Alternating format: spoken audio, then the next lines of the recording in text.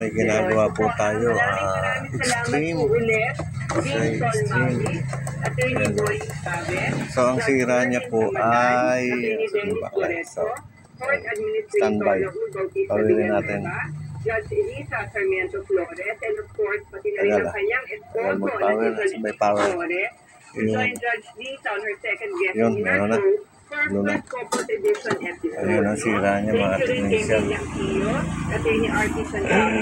Kalahati.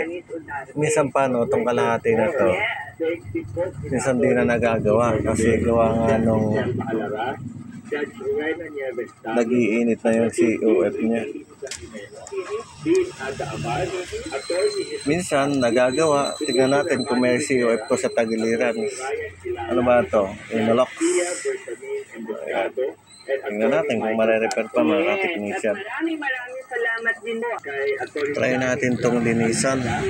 Saka ito, madumi kasi mga technician. May mga kalawang. Ayan.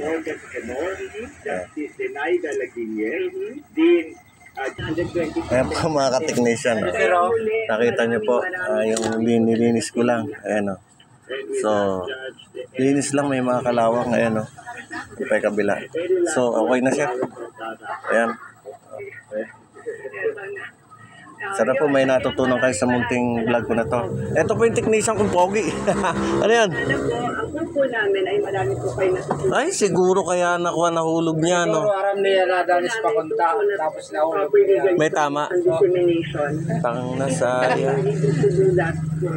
Okay, balik tayo dito. Ayan po, ayan, linisan ko lang. Eh, panglinis lang po natin ito. Ayan, eraser head.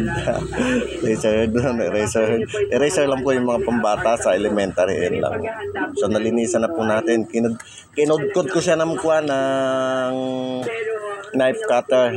Kasi may mga kalawang cutter. So, ngayon, okay na siya mga technician. Okay. O, ako kakain na ako. Bye-bye! That we were able to do that for the past 3 years.